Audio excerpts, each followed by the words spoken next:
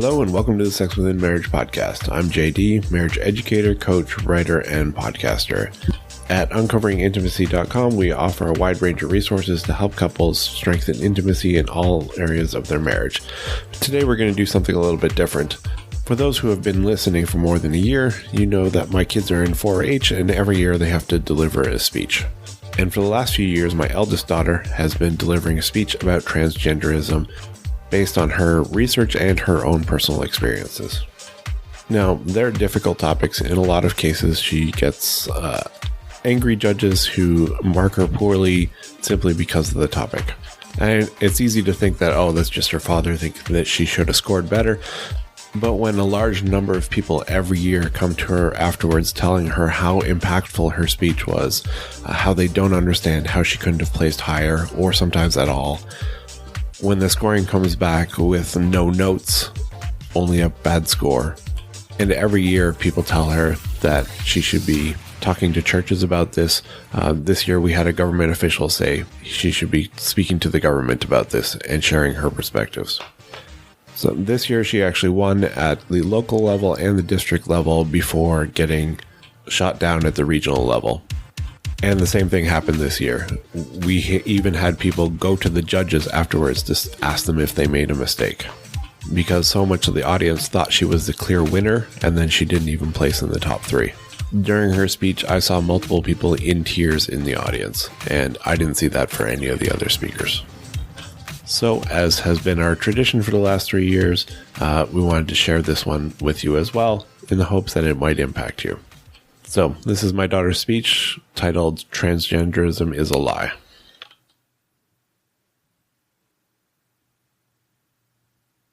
Transgenderism is a lie, a sham, and it promises false hope. Hello, listeners. I imagine for people who have never experienced gender dysphoria that it is hard to understand the desire to go through social or medical transition. It's a very time-consuming, painful, and sometimes difficult process. But I understand. I've been on that side. Today, I want to share with you how the normalization of gender dysphoria is drawing people to choose transition in hopes that you can understand and be compassionate. The majority of people who choose transition are young adults and kids uncomfortable with the body they find themselves in. I was and still am one of them. I hate the body I live in.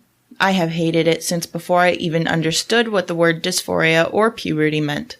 I was an early bloomer, and my gender dysphoria made itself very apparent when I noticed I was different from my peers. I was completely and utterly uncomfortable with how I looked and felt. Of course, I had people tell me this was normal, but I didn't see it. If anything, I saw the opposite. I read books about girls who were excited to develop, and late bloomers being upset that they didn't fit in. And that was something I just never could understand. There was nothing I wouldn't have given to go back to the body I had. That's a lot to think about as an 11 and 12-year-old. I still think about myself like that on most days. I don't enjoy living in the body that I have. I find it an inconvenience, and it doesn't feel like mine most of the time.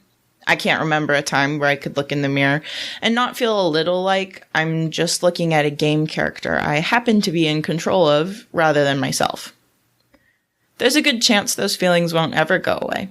I'm only 18 and our brains are very plastic, so nothing is set in stone, but it's been almost 8 years. I'm not expecting the dysphoria to completely go away anymore, and that's okay because I've learned how to live and cope with it. For example, I used to love looking at dresses and skirts. I thought they were so pretty, but I could never wear them without feeling so incredibly unwell. Now, though, dresses are some of my favorite things to wear, and that took a lot of time, effort, and patience. If I hadn't found a way to cope with it, do you know what I'd be doing right now? I'd be looking into transition. There is a very large transgender community online, and they do a very good job of luring in the vulnerable and the lost. Their main agenda is to normalize gender dysphoria. Unfortunately, I found this community very engaging, and I started participating. It began with me watching a transgender guy react to jokes that I didn't understand, to watching them explain what transgender was and what transition entailed. After that, it just snowballed. Soon I was learning what exactly top surgery and hormone replacement therapy were. I was part of an online group specifically named something innocuous, so that if a parent searched her phone but didn't know what exactly they were looking for, they'd just skim past it. I went by a different name online that was more gender neutral, and I had more friends online than I'd ever had in real life. But all of them were telling me they were right and my parents were wrong. Looking back now, it's honestly terrifying to see how close I was to losing the very good life I have now. But, like most bad things, there is an upside. I understand how easy it is to feel like transition is the only option, and why so many people are pursuing it. There are no other offered solutions. And if you offer alternatives that go against their proposed solution, the transgender community will turn on you. If you think about it, that makes sense. This is their identity. They have this problem, and the solution that they chose means they have mutilated their own body. Depending on how far they went, there's a very good chance they won't ever be able to live normally as their biological sex. At the very least, changing your legal documents back is a hassle. So, someone coming in and saying that they didn't have to do any of that in the first place, it makes sense that they'd feel defensive. Dysphoria is a horrible thing to live with. It lies to you and tells you your body is wrong. That would be hard enough on its own, but it is so much harder when there is this huge group of people telling you you're right, feeding into the lie, and giving you every tool you need to do irreversible damage to yourself. Your brain is an incredible thing and extremely plastic, but your body simply isn't. Your sex is a part of you, down to your very bones. In a century, people will be able to dig you up, and they will be able to know whether you are male or female. They won't know anything else about you, not what you liked, where you worked, or even what your name was. But they will know that. The people who get guided to transition are oftentimes just looking for hope, and the hope transgenderism offers is false. I firmly believe in the next few years, we're going to see a mass exodus from the trans community. We're going to see a lot of detransitioners, that is, those who transitioned in part or full, regret it and want to go back. And it's already started. I'm a part of an online community for detransitioners that has 56,000 members.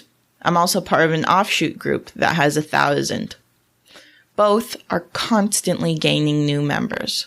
People are starting to speak up about how they were lied to by friends, influencers, and by their doctors. Right now, transition is often presented as the only viable option for those struggling with dysphoria. While others may argue that it's a deeply challenging and personal choice, the reality is that our media, culture, and medical systems frame it as the solution. That lack of options forces many down a single, irreversible path. So, we have teenagers who are being socially groomed down a path that is so supported by society, their parents, and even their doctors that no alternatives are presented, let alone considered. This leads to medical procedures occurring without informed consent, and then later, regret, as there is no way to reverse the damage done. It's not their fault. They have been fed a lie, been funneled into a failed experiment, and then left to deal with the fallout. This is why we need to fight the idea of gender dysphoria being normalized and have compassion on those who have been caught up as a victim. This is a radical movement promising hope, but that not only doesn't deliver, but instead brings only regret, suffering, and irreversible consequences. Thank you for listening. And that's her speech. I hope you enjoyed it. If you have questions, comments, or anything else, you can head over to the blog post and put them in the comment section at the bottom, or you can email me at j@uncoveringintimacy.com and I will relay any messages. And that's it for now. Talk to you next time.